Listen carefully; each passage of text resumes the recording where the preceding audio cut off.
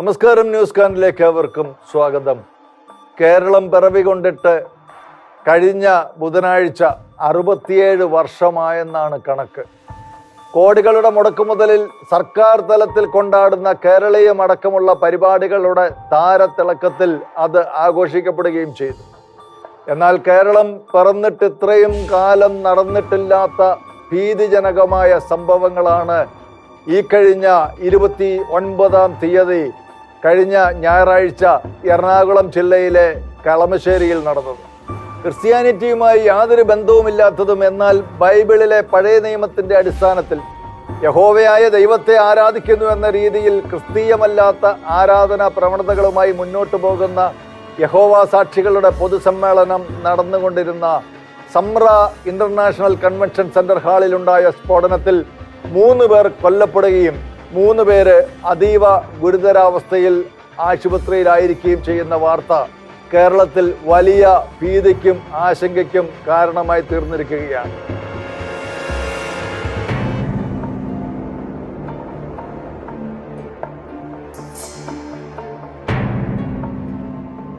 കേരളത്തിൽ ഇത്തരത്തിലുള്ള സ്ഫോടനങ്ങളും പൊട്ടിത്തെറികളും ഒന്നും മുൻപ് ഉണ്ടായിട്ടില്ലെങ്കിലും കേരളം തീവ്രവാദത്തിന് വളക്കൂറുള്ള മണ്ണാണെന്നുള്ള മുന്നറിയിപ്പുകളുടെ പശ്ചാത്തലത്തിൽ വളരെ നടുക്കത്തോടെയാണ് കേരളത്തിലെ ജനങ്ങൾ ഈ യാഥാർത്ഥ്യം ഉൾക്കൊണ്ടത്. സമ്ര കൺവെൻഷൻ സെന്ററിൽ 2000-ലധികം പേര് കൂടിയിരിക്കുമ്പോഴായിരുന്നു ബോംബ് പൊട്ടിത്തെറിച്ച് 3 സ്ഫോടനങ്ങൾ ഉണ്ടായത്. സ്ഫോടനത്തിൽ സംഭവ സ്ഥലത്ത് വെച്ച് തന്നെ ഒരു സ്ത്രീ മരിക്കുകയും 52 പേർക്ക് പരിക്കേൽക്കുകയും ചെയ്തു. അതിൽ അതീവ ഗുരുതരമായി പരിക്കേറ്റ മറ്റൊരു സ്ത്രീയും 12 വയസ്സുകാരി ലിബിന എന്ന കൊച്ചു പെൺകുട്ടിയും ആശുപത്രിയിൽ വെച്ച് മരണത്തിന് കീഴടങ്ങുകയും ചെയ്തു. അങ്ങേയറ്റം ദൗർഭാഗ്യകരമായ സംഭവമാണ് കളമശ്ശേരിയിൽ നടന്നത് എന്ന് മുഖ്യമന്ത്രി പറഞ്ഞപ്പോൾ രാഷ്ട്രീയമായി പരിശോധിച്ചാൽ ഈ സ്ഫോടനം ഭീകര ആക്രമണമാണെന്ന് പറയേണ്ടി വരും എന്നായിരുന്നു CPM സെക്രട്ടറി ഗോവിന്ദൻ പ്രസ്താവിച്ചത്. എന്നാൽ കളമശ്ശേരി സ്ഫോടനത്തെ ഭീകര ആക്രമണമെന്ന് പറഞ്ഞാൽ അത് വർഗീയവൽക്കരണമാകുമെന്നും അങ്ങനെ ചെയ്യുന്നവർക്കെതിരെ കേസെടുക്കുമെന്നും പോലീസ് മേധാവി വ്യക്തമാക്കിയതോടെ കളമശ്ശേരിയിലേക്ക് നോക്കി ഭീകര ആക്രമണം എന്ന വാക്ക് ഉച്ചരിച്ചതിന് കേന്ദ്രമന്ത്രി രാജീവ് ചന്ദ്രശേഖരനെതിരെ 2 കേസുകളും മറുനാടൻ മലയാളി എഡിറ്റർ ഷാജൻ സ്കറിയായിക്കും ജനം TVയിലെ അനിൽ നമ്പ്യാർക്കും റിപ്പോർട്ടർ TVയിലെ സുജയ പാർവതിക്കുമെതിരെ കേസെടുത്തിരിക്കുകയാണ്. എന്നാൽ അതേ കാര്യം പറഞ്ഞ പാർട്ടി സെക്രട്ടറിയുടെ പേരിൽ കേസില്ല എന്നുള്ളത് വളരെ വിചിത്രമായിരിക്കുന്നു. ഏതായാലും സ്ഫോടനം ആസൂത്രിതമാണെന്ന് പോലീസ് പറഞ്ഞതിന് പുറകെ കേരളത്തിൽ സംഭവിച്ച ഈ കടുത്ത സുരക്ഷാ വീഴ്ചയ്ക്ക് ദേശീയ പ്രാധാന്യമുള്ളതിനാൽ NIAയുടെ കൊച്ചി യൂണിറ്റിലെ 5-അംഗ സംഘം സംഭവ സ്ഥലം സന്ദർശിച്ച് വിവരങ്ങൾ ശേഖരിച്ചു. യഹോവ സാക്ഷികൾ രാജ്യവിരുദ്ധരായ ഒരു ഒക്കൾട്ടിക് സംഘമാണെന്നും അവരുടെ അംഗമായിരുന്ന രാജ്യസ്നേഹി കൂടെയായ തനിക്ക് അവരുടെ ആരാധനാ രീതികളോട് തോന്നിയ വിയോജിപ്പ് കാരണമാണ് സ്ഫോടനവും കൂട്ടക്കുരുതിയതും നടത്തിയത് എന്നും താനാണ് കുറ്റവാളി, താൻ മാത്രമാണ് കുറ്റവാളി, താൻ ഒറ്റയ്ക്കാണ് ഇത് ചെയ്തത് എന്ന് ആവർത്തിച്ച് ഊന്നി പറഞ്ഞുകൊണ്ട് മാർട്ടിൻ ലൈവ് നടത്തിയ ശേഷം സംഭവ സ്ഥലത്ത് നിന്ന് ഏതാണ്ട് 47 കിലോമീറ്ററുകൾക്കപ്പുറത്തുള്ള തൃശൂർ കൊടകര പോലീസ് സ്റ്റേഷനിൽ ചെന്ന് അയാൾ നിയമത്തിൻ്റെ മുമ്പിൽ കീഴടങ്ങി. യഹോവ സാക്ഷികളുടെ ആധ്യാത്മികത പ്രതി ഡൊമിനിക് മാർട്ടിൻ പറയുന്നത് പോലെ ഇത്രമേൽ നിയമവിരുദ്ധമാണോ? ആരാണവർ? എന്താണ് അവരുടെ ആരാധനാക്രമങ്ങൾ? അതെങ്ങനെ രാജ്യവിരുദ്ധമാകുന്നു? അന്ന് വൈകിട്ട് മാധ്യമങ്ങൾ ഈ വിഷയം കൊണ്ടുപിടിച്ച് ചർച്ച ചെയ്തപ്പോൾ ഏഷ്യാനെറ്റിലെ വിനു പറഞ്ഞു തുടങ്ങിയത് ക്രൈസ്തവ ഉപവിഭാഗമായ യഹോവ സാക്ഷികൾ എന്നായിരുന്നു. യേശുക്രിസ്തുവിൻ്റെ ദൈവത്വത്തെ പരസ്യമായി നിഷേധിക്കുന്ന യഹോവ സാക്ഷികൾ രാജ്യത്തെ സിവിലിയന്മാർ അനുവർത്തിക്കേണ്ട പല കീഴ്വഴക്കങ്ങൾക്കും നിയമവിരുദ്ധമായ നിലപാടുകൾ എടുക്കുന്നവരാണ്. CT റസൽ എന്നൊരു വ്യക്തി 1876-ൽ അമേരിക്കൻ ഐക്യനാടുകളിലെ പെൻസിൽവാനിയയിൽ രൂപീകരിച്ച ഒരു ബൈബിൾ പഠന സംഘം പരമ്പരാഗത ക്രൈസ്തവരുടെ വിശ്വാസങ്ങളെയും പാരമ്പര്യങ്ങളെയും എതിർത്തും ചോദ്യം ചെയ്തും മുന്നോട്ട് പോകുകയും കുറച്ചു കാലം കഴിഞ്ഞപ്പോൾ അവർ യഹോവ സാക്ഷികളായി മാറുകയുമായിരുന്നു. അമേരിക്കയിലെ ന്യൂയോർക്കിലുള്ള ബ്രൂക്ക്ലിൻ കേന്ദ്രമാക്കിയാണ് ഇപ്പോൾ അവർ പ്രവർത്തിക്കുന്നത്. ക്രൈസ്തവ ആചാരങ്ങളിൽ നിന്നും അനുഷ്ഠാനങ്ങളിൽ നിന്നും വിപരീതമായി നീങ്ങുന്ന ഒരു അന്താരാഷ്ട്ര മതവിഭാഗമായ ഇവരുടെ വിശ്വാസ സംഹിതകളിൽ യേശുക്രിസ്തുവിന്റെ ദൈവത്വത്തെ ഇവർ അംഗീകരിച്ചിട്ടേയില്ല. യേശുക്രിസ്തുവിനെ ദൈവമായി ആരാധിക്കുന്നവരാണ് ക്രൈസ്തവര്. പിന്നെ എങ്ങനെയാണ് ഈ യഹോവ സാക്ഷികൾ ക്രൈസ്തവരായി തീരുന്നത്? ദേശീയഗാനം ആലപിക്കുന്നതും സൈനിക സേവനം ചെയ്യുന്നതും തെരഞ്ഞെടുപ്പുകളിൽ വോട്ട് ചെയ്യുന്നതുമെല്ലാം നിഷിദ്ധമായി കാണുന്ന ഇവര് ദേശീയ ഗാന ആലാപനവുമായി ബന്ധപ്പെട്ട കോടതി വ്യവഹാരങ്ങളും അതുപോലെ നിർബന്ധിത സൈനിക സേവനം നിഷ്കർഷിക്കുന്ന ജർമ്മനി അടക്കമുള്ള രാജ്യങ്ങളിലെ അധികാരികളുമായി ആ നിലപാടിൽ വലിയ ഏറ്റുമുട്ടലും കേസുകളുമൊക്കെ ഉണ്ടായിട്ടുണ്ട്. ജീവൻ നിലനിർത്താൻ രക്തം വേണ്ടിവരുന്ന ഘട്ടങ്ങളിൽ മരിച്ചാലും ഈ കൂട്ടര് മറ്റുള്ളവരുടെ രക്തം സ്വീകരിക്കാറില്ല.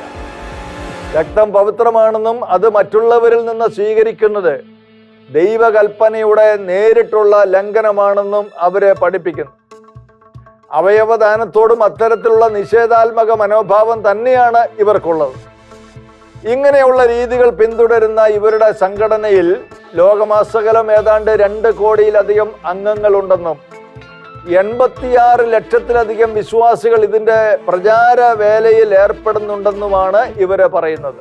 യേശുക്രിസ്തുവിലും അവിടുത്തെ ദൈവത്വത്തിലും ആധാരമാക്കിയ ഒന്നാണ് ക്രൈസ്തവ വിശ്വാസം.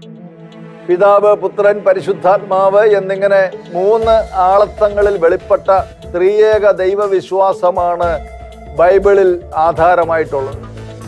ഇതിൽ ഒരെണ്ണം ഒഴിവാക്കിയാലോ അതിനോട് എന്തെങ്കിലും കൂട്ടിച്ചേർത്താലോ അതെല്ലാം ബൈബിൾ വിരുദ്ധമാണ്. ഏകസത്യ ദൈവമെന്നാൽ യഹോവയാണെന്നും ഈ ദൈവം അബ്രഹാമിൻ്റെയും ഇസ്ഹാക്കിൻ്റെയും യാക്കോബിൻ്റെയും മാത്രം ദൈവമല്ല, മറിച്ച് ദൈവിക ത്രിത്വത്തിൽ രണ്ടാമനായ യേശുവിൻ്റെയും ദൈവമാണെന്ന് പഠിപ്പിക്കുന്നതിലൂടെയാണ് ഇവരെ കൃത്യമായി യേശുവിൻ്റെ ദൈവത്വത്തെ നിഷേധിക്കുന്നത്. ഇവരുടെ വിശ്വാസം ബൈബിൾ അധിഷ്ഠിതമാണ് എന്ന് വാദിക്കുമ്പോഴും ബൈബിളിലെ പല ഭാഗങ്ങളും ഒഴിവാക്കിക്കൊണ്ടുള്ള പഠിപ്പിക്കലാണ് യഹോവ സാക്ഷികളുടേത്. ക്രിസ്തുവിൻ്റെ ദൈവത്വത്തെ നിഷേധിക്കുന്ന യഹോവ സാക്ഷികൾ ക്രൈസ്തവരെ സംബന്ധിച്ച് വിശ്വാസപരമായ ആ കാര്യത്തിൽ ഇസ്ലാം വിശ്വാസികളുടേതിന് സമാനമാണ്. ഇസ്ലാമിസ്റ്റുകൾ യേശുക്രിസ്തുവിനെ കേവലം പ്രവാചകനായിട്ടല്ലാതെ ദൈവമായി അംഗീകരിക്കുന്നില്ല എന്നുള്ളത് യഹോവ സാക്ഷികളുമായി ഏറെ സമാനതകളുള്ളതാണ്. മുസ്ലിമുകൾ അവരുടെ മതഗ്രന്ഥം ചൂണ്ടിക്കാട്ടി യേശുക്രിസ്തുവിൻ്റെ ദൈവത്വത്തെ നിഷേധിക്കുമ്പോൾ അതേ നിഷേധം യഹോവ സാക്ഷികൾ ബൈബിളിൻ്റെ വെളിച്ചത്തിൽ ചെയ്യുന്നു എന്നുള്ളത് മാത്രം. എന്തൊക്കെയായാലും ഫേസ്ബുക്കിൽ ലൈവ് ഇട്ടുകൊണ്ട് നിഷ്ഠൂരനായ ഡൊമിനിക്കിൻ്റെ ഏറ്റുപറച്ചിൽ മുഴുവൻ പൊരുത്തക്കേടുകളും അസ്വാഭാവികതകളും മുഴച്ചു നിൽക്കുകയാണ്. കൃത്യത്തിന് പ്രേരകമായതെന്ന് ഇയാൾ പറയുന്ന ഒരു ന്യായങ്ങളും സാമാന്യ ബുദ്ധിയുള്ള ആർക്കും അംഗീകരിക്കാൻ കഴിയില്ല എന്നുള്ളത് മാത്രമല്ല, സംസ്ഥാനം കണ്ട വലിയ സ്ഫോടന കുറ്റകൃത്യം ചെയ്തിട്ട് വന്ന് സംസാരിക്കുന്ന ഒരാളുടെ ശരീരഭാഷയും സംസാരവും മുഖഭാവത്തോടെയും ആയിരുന്നില്ല ഇയാൾ സംസാരിച്ചതത്രയും. യഹോവ സാക്ഷികളുടെ കൂടെ 15ലധികം വർഷങ്ങൾ സഹകരിച്ചപ്പോഴും അവിടെ നിന്ന് വിട്ട് ജീവിച്ച 6 വർഷത്തിൽ ഒരിക്കൽ പോലും സമൂഹ മാധ്യമങ്ങളിലോ അല്ലാതെയോ അവരെക്കുറിച്ച് ഉണ്ടായിരുന്നത് എന്ന് പറയുന്ന ഒരു ചെറിയ പരാതി പോലും ഉന്നയിക്കാതിരുന്ന ഇയാള് 6 വർഷത്തോളം സൂക്ഷിച്ച പക ആ വ്യക്തികളോട് തീർക്കുന്നതിന് പകരം നിരപരാധികളായ അനേകരെ ഒറ്റയടിക്ക് ഇല്ലാതാക്കാൻ സ്ഫോടനം നടത്തിയതും അവരുടെ മരണം ഉറപ്പാക്കാൻ പെട്രോളും മറ്റ് സ്ഫോടക വസ്തുക്കളും അതിൻ്റെ ഒപ്പം വെച്ചതും അങ്ങേയറ്റം അസ്വാഭാവികമായിരിക്കുകയാണ്. ക്യാപിറ്റൽ പണിഷ്മെന്റ് വരെ കിട്ടാൻ സാധ്യതയുള്ള അത്തരമൊരു കുറ്റകൃത്യത്തിൻ്റെ ഉത്തരവാദിത്തം ഭാര്യയോടും മക്കളോടുമൊപ്പം സന്തോഷകരമായി ജീവിച്ച ഒരാള് പെട്ടെന്ന് ഏറ്റെടുത്തതിൻ്റെ പിന്നിലെ ചേതോ വികാരം എന്താണെന്ന് ജനങ്ങൾ ഒന്നടങ്കം ചോദിക്കുകയാണ്. ആ സംശയങ്ങൾ തന്നെയാണ് ഏഷ്യാനെറ്റ് ചർച്ചയിൽ പങ്കെടുത്ത മുൻ SP TK രാജ്മോഹനും പറഞ്ഞു വെച്ചത്. ഇത്ര ഒരു ബ്രൂട്ടലായ അല്ലെങ്കിൽ ഒരു ഹെല്ലായ ഒരു നരകത്ത് തുല്യമായ ഒരു സംഭവം ഉണ്ടായതിനു ശേഷം അതിലത്തെ പ്രതി എന്ന് പറയുന്ന ആൾ തന്നെ പോലീസിന് മുന്നിൽ കീഴടങ്ങി കൺഫസ് ചെയ്യുകയാണ്. അദ്ദേഹം കുറ്റം സമ്മതിക്കുകയാണ്. അപ്പോൾ നമുക്കെല്ലാം അറിയാം, കുറ്റസമ്മതം പോലീസ് ഓഫീസറുടെ മുന്നിൽ അത് നിയമവിധേയമല്ല. അപ്പം നിയമവിധേയമല്ലാത്ത ഒരു കാര്യം ഈ പ്രതി പറഞ്ഞു. ആ കഥകൾ, അദ്ദേഹം പറയുന്ന എവിഡൻസുകൾ, ആ എവിഡൻസുകൾ മുഴുക്ക നമ്മുടെ അന്വേഷണ ഏജൻസി അനലൈസ് ചെയ്തുകൊണ്ടിരിക്കുകയാണ്. അപ്പം അത്തരത്തിൽ അനലൈസ് ചെയ്യുമ്പം അവർക്ക് തോന്നുന്നത് ഈ പ്രതി തന്നെയാണ് ഇത്തരത്തിലുള്ള പ്രവൃത്തി ചെയ്തത് എന്നാണ്. അപ്പോൾ ഇനി അതുമായി ബന്ധപ്പെട്ട കൂടുതൽ ആൾക്കാർ വല്ലതുമുണ്ടോ, അല്ല അതുമായി ബന്ധപ്പെട്ട വേറെ വല്ല ബാഹ്യശക്തികളുണ്ടോ, അല്ല ഇതിൻ്റെ ബേസിക്കായിട്ട് ഇതിൻ്റെ മോട്ടീവ് എന്താണ്, പ്രതിയുടെ മോഡസ് ഓപ്പറാൻഡി ശരിയാണോ, അല്ല അദ്ദേഹം പറയുന്ന എല്ലാ കാര്യങ്ങളും പ്രോപ്പറായിട്ട് മാപ്പ് ചെയ്ത് മുന്നോട്ട് പോയാൽ ഈ കേസിൻ്റെ ഒരു മോട്ടീവിലേക്ക് എത്തുമോ, ഇങ്ങനെയുള്ള കാര്യങ്ങളൊക്കെ അന്വേഷണം ഏജൻസി മുന്നോട്ട് കൊണ്ടുപോകണം. അപ്പം ഇതുവരെ അന്വേഷണം ശരിയാണെന്ന് വരുന്ന വാർത്തകളിൽ നിന്ന് മനസ്സിലാക്കുകയാണ് നമുക്കൊക്കെ. അപ്പം ഇപ്പോഴൊരു സ്പെഷ്യൽ ഇൻവെസ്റ്റിഗേഷൻ ടീം അന്വേഷിക്കുകയാണ്. ഈ കേസിൽ unlawful activities prevention act add ചെയ്തിട്ടുണ്ട്. അപ്പം അങ്ങനെയുള്ളൊരു കേസ്, അങ്ങനെ ആകുമ്പോൾ ഈ കേസ് NIAക്കും വേണമെങ്കിൽ അന്വേഷിക്കാം. ഇങ്ങനെ ഈ ദുരൂഹതകൾ ഒന്നൊന്നായി പുറത്തു വരണമെങ്കിൽ NIA തന്നെ കേസ് ഏറ്റെടുക്കേണ്ടിയിരിക്കുന്നു. അതിന് കാരണങ്ങൾ പലതാണ്. പരിശീലനം നേടിയ അന്തർദേശീയ ഭീകരന്മാർക്ക് പോലും ഒറ്റയ്ക്ക് ചെയ്യാൻ കഴിയാത്ത തരത്തിലുള്ള ഇത്തരമൊരു സ്ഫോടനം നടത്താനുള്ള ബോംബ് ഇയാൾ ഒറ്റയ്ക്കാണ് നിർമ്മിച്ചത് എന്ന കാര്യം വളരെ നിർണായകമായ ഒന്നാണ്.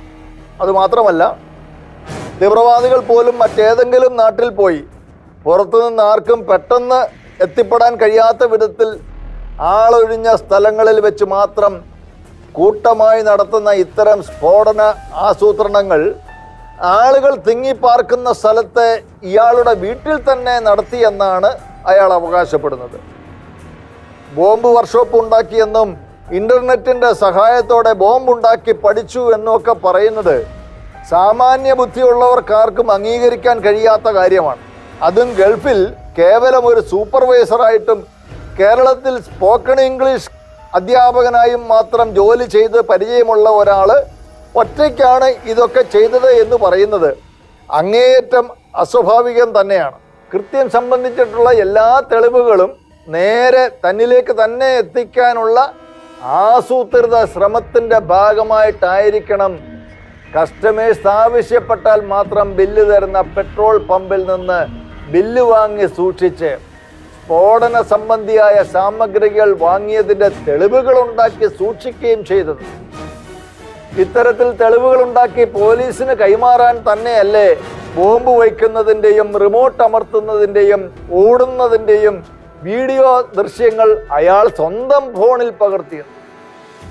ഇങ്ങനെ ആസൂത്രിതമായി ഈ തെളിവുകളെല്ലാം മാർട്ടിൻ ശേഖരിച്ചു വെച്ചത് ആർക്ക് വേണ്ടിയാണെന്നുള്ള കാര്യം ഗൗരവമായി തന്നെ പരിശോധിക്കപ്പെടണം.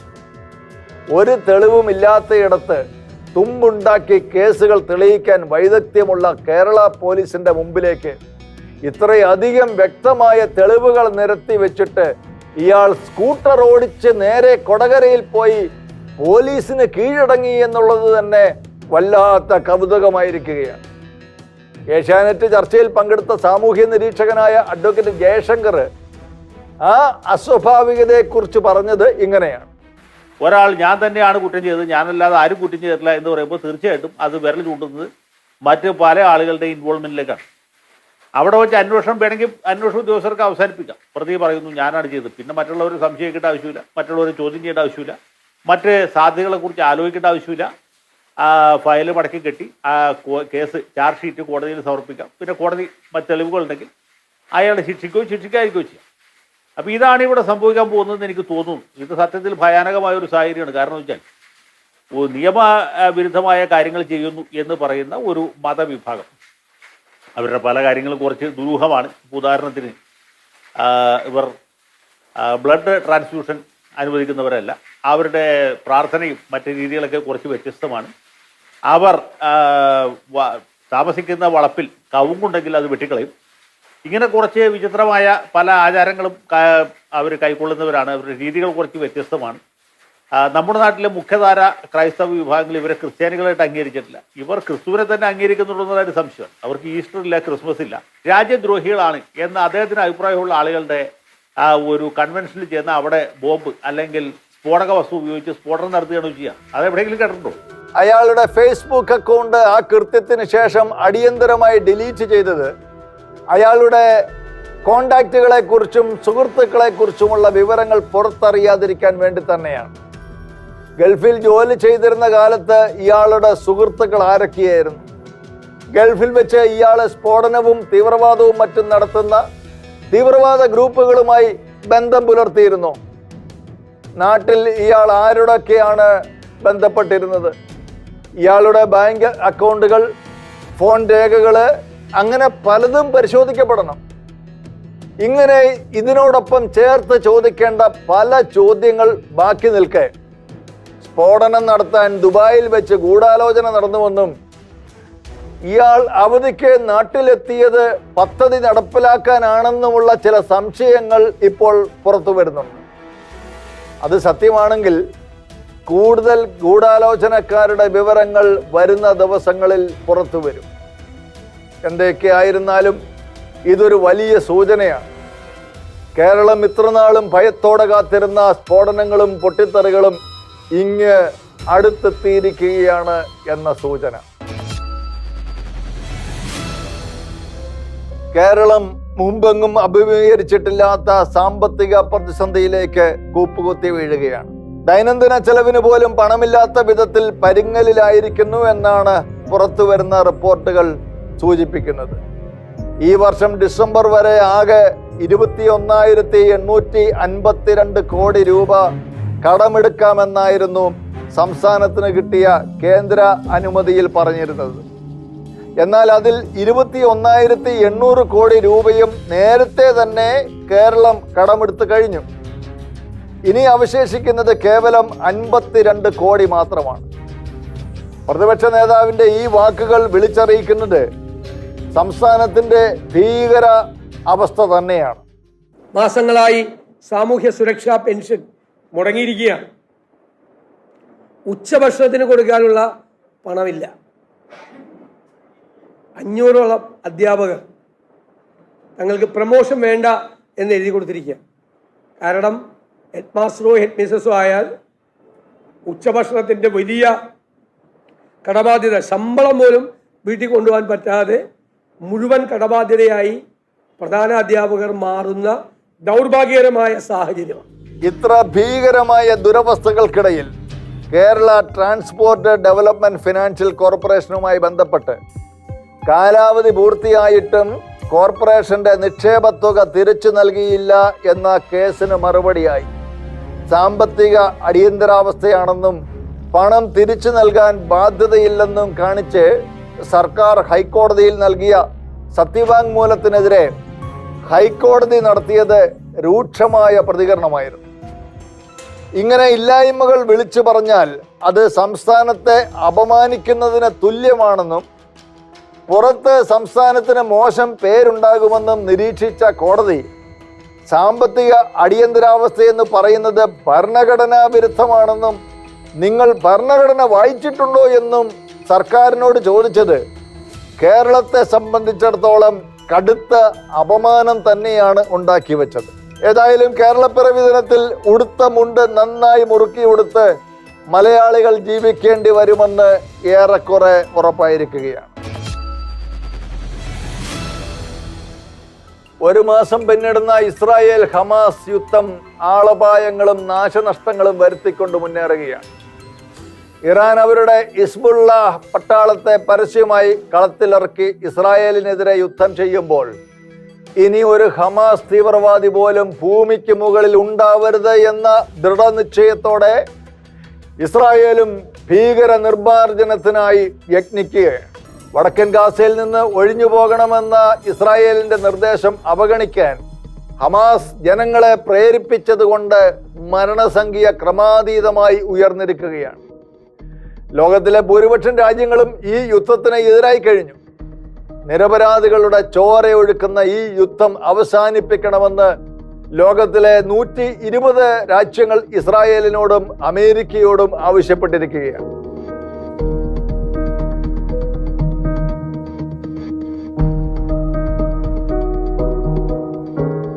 നിരപരാധികളെ മനുഷ്യകവചമാക്കി വെച്ച് യുദ്ധം ചെയ്യുന്ന ഹമാസിന്റെ ഭീകരവാദത്തിന് പലസ്തീനിലെ നിരപരാധികളുടെ തേങ്ങലുകളെക്കാൾ സ്വീകാര്യതയുണ്ടെന്ന് ലോകത്തിലെ ചില രാജ്യങ്ങൾക്കും സംഘടനകൾക്കും രാഷ്ട്രീയ പാർട്ടികൾക്കും തോന്നുമ്പോൾ ഹമാസ് പ്രേമികളെ മുഴുവൻ അമ്പരപ്പിച്ചുകൊണ്ട് ഹമാസ് നേതാവിൻ്റെ തന്നെ മകൻ ഹമാസ് എന്നത് ഒരു ഭീകര സംഘടനയാണെന്നും അവരെ ഉന്മൂലനം ചെയ്യണമെന്നും പറഞ്ഞുകൊണ്ട് രംഗത്തെത്തി. കേരളമടക്കമുള്ള ഇന്ത്യയിലെ ചില സംസ്ഥാനങ്ങളിൽ ഹമാസിനെ തീവ്രവാദികളെന്ന് വിളിക്കുന്നത് പോലും കുറ്റമായി മാറുന്ന ഈ പ്രത്യേക സാഹചര്യത്തിൽ ഭാരതീയർ ഒറ്റക്കെട്ടായി ഹമാസിനെതിരെ നിലകൊള്ളണമെന്ന് ഹമാസ് സ്ഥാപകന്റെ മകൻ മൊസാബ് ഹസൻ ഹുസൈൻ പറഞ്ഞിരിക്കുകയാണ്.